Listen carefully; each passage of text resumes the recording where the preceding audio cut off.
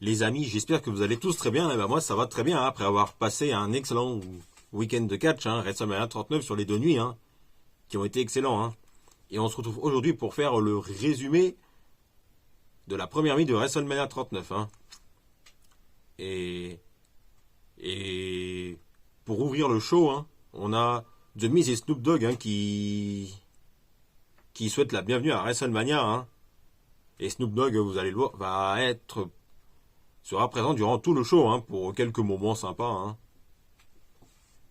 Et notamment, comment dire, Snoop Dogg, hein, la légende du rap américain, hein, va assurer, sera présent durant tout le show, hein, était présent durant tout le show, hein, que ce soit la première nuit ou la deuxième nuit. Hein.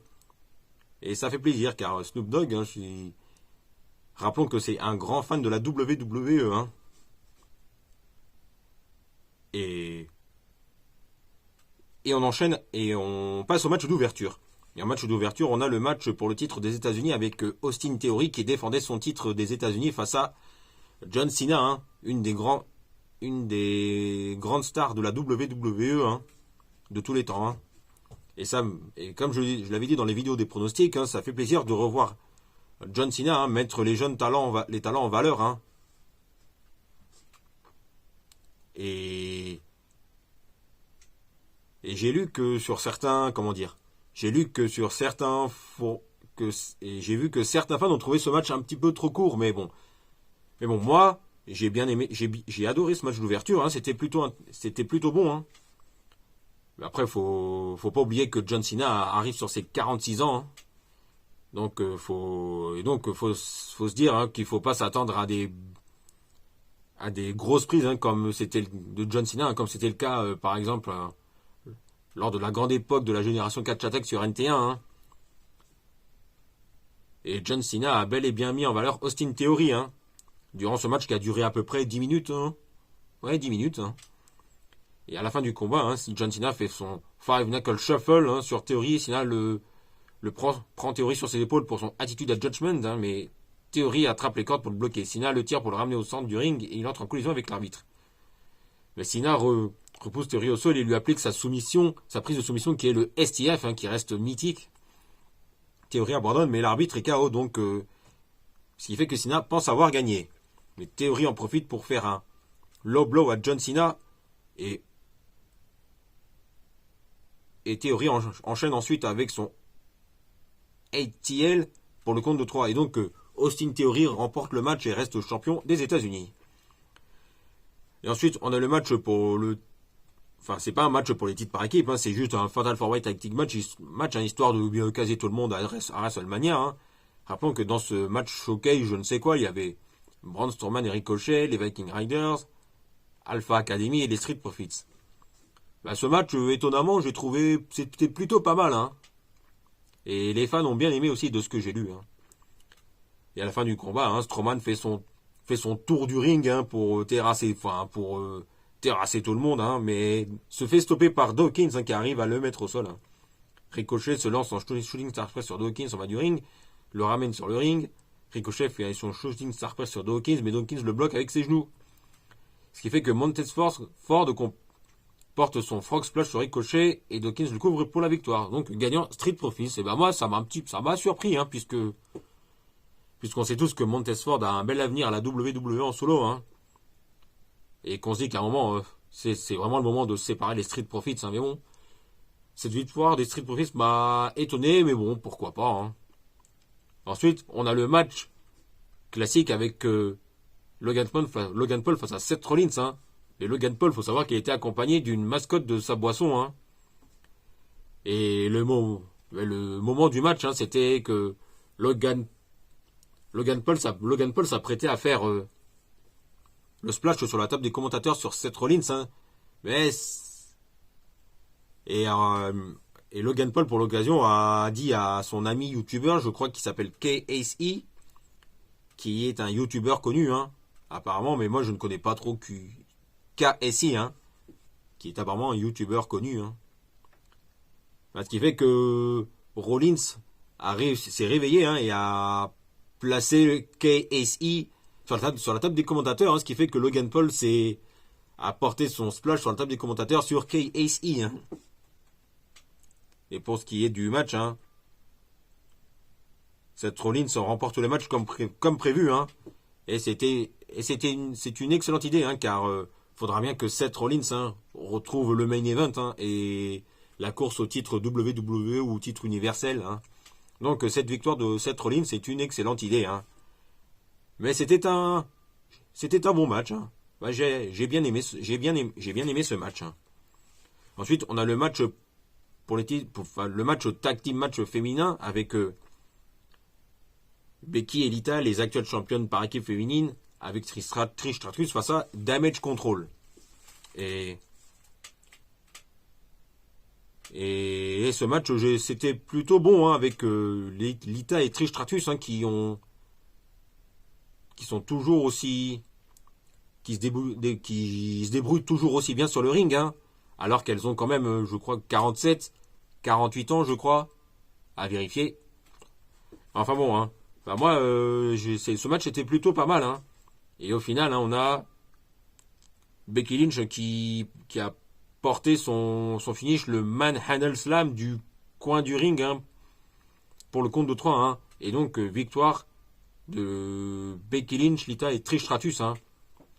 Mais pour ce qui est de Damage Control hein, l'inconvénient hein, c'est que ça avait plutôt bien démarré hein, lors de SummerSlam 2022 l'été dernier hein, mais je trouve que Damage Control a perdu trop de matchs importants hein. Et c'est dommage parce qu'il y avait mieux à faire hein.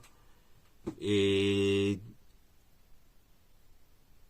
en plus de ça, hein, pour ce qui est de Damage Control, justement, toujours, hein, Bayley est la seule, en tant que leader de la faction, hein, à n'avoir jamais, et en tant que membre de Damage Control, à n'avoir pas remporté titre, alors que Dakota Kai et Io Sky hein, sont les seuls à avoir remporté les titres, hein, même si c'est les titres par équipe féminine. Hein. Donc je me demande si ça sent pas la fin de Damage Control. Ça va pas être la fin de Damage Control prochainement. Ensuite, on a le match qui a été très bon entre père et fils, hein. Rey Mysterio, le père, face à Dominic Mysterio, le fils. Hein. Et on a les entrées de Dominic hein, et de Rey qui ont été très bonnes, hein. De bonnes entrées. Hein. Et l'entrée de Rey Mysterio, j'ai adoré hein, car Rey Mysterio a fait son entrée hein, en arrivant hein, dans le lot avec le low rider de Snoop Dogg hein, qui l'accompagnait. Hein. Enfin, faut savoir que lors de l'entrée de Rey Mysterio, hein, y a Snoop Dogg qui l'a accompagné hein, et qui a joué la musique de son célèbre son mythique avec Dr. Dre hein, dans les années 90, 2000. Je crois. Et ensuite, on a eu la musique de Eddie Guerrero, Viva la Raza, qui a retenti durant à peu près 30 secondes. Hein, et ensuite, la musique de Rey Mysterio a retenti. Hein. Et durant le match, on a eu l'intervention du Judgment Day, hein, Finn Balor et Damien Priest, qui ont tenté de distraire Rey Mysterio hein, pour permettre à Dominic de reprendre le dessus. Hein, mais au final, ça n'a pas changé grand-chose, hein, puisqu'il y a une autre intervention, celui de Bad Bunny qui était présent à la table des commentateurs hein, pour commenter le match. Hein. Et Bad Bunny a empêché Dominic Mysterio de frapper Rey Mysterio avec une chaîne. Hein. Et ce qui fait que Rey Mysterio en a profité pour porter son Six Warning sur Dominic hein, et enchaîner avec son Frog Splash pour le compte de 3. Et du coup, Rey Mysterio vainqueur, grand gagnant de ce match. Hein. Et ce match était très bon, hein, j'ai très bien aimé aussi. Hein.